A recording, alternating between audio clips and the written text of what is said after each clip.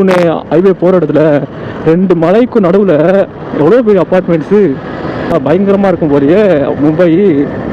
அது வேறு கரெக்டாக என்ன இவ்வளோ தூரத்தில் வச்சுக்கிறாங்க, எல்லா ஃபெசிலிட்டிஸ் இருக்குமோ?